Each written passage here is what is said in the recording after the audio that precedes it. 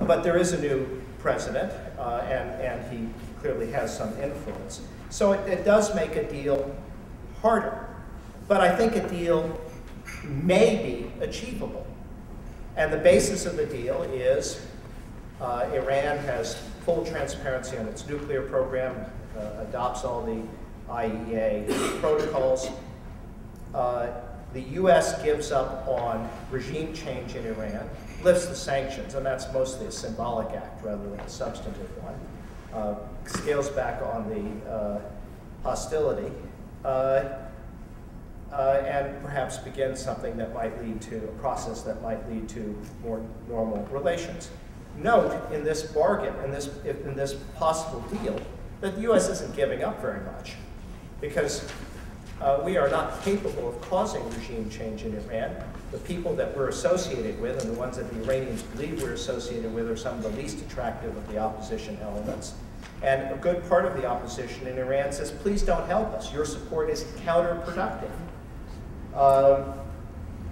The other element of this is that Iran, of course, is a great country with a long history, very proud of it.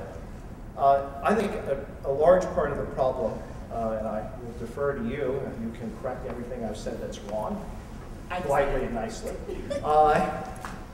is a sense that the United States does not respect Iran. And if you look at the 1979 hostage crisis, it was about an event that I think almost no Americans even remember, which was the 1953 coup that overthrew Mossadegh and brought back the Shah. 1979, that was ancient history, but it burned strongly in the minds of Iranians. And I think that there is a sense on the part of the Iranians that the United States does not respect them. And a lot of what is going on is a desire to be taken seriously, to be respected. And so in a deal that treated Iran with respect as an important player in the region, perhaps internationally, might actually also take away some of the incentive for nuclear weapons, because nuclear weapons are, of course, one very good way to make yourself respected. But the real reason to negotiate, and I'm not arguing that, I'm not saying that a deal is achievable. I have no idea if a deal is achievable. All I'm saying to you is, what is the alternative? Military action with dire consequences? International economic pressure? Yes, maybe, except one of the consequences of the knee is that it really has taken the wind out of that. That combined with the president's total lack of credibility.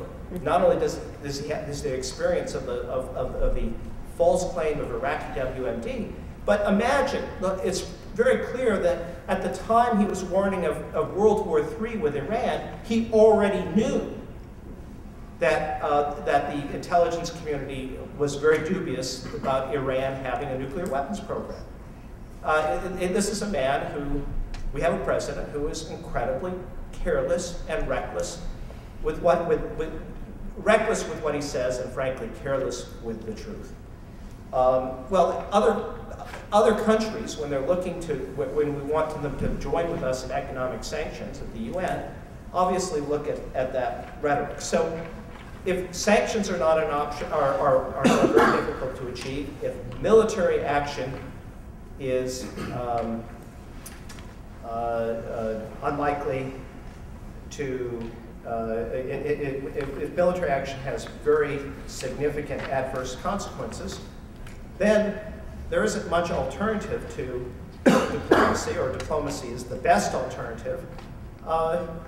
And we will not know if it's going to work unless we try it.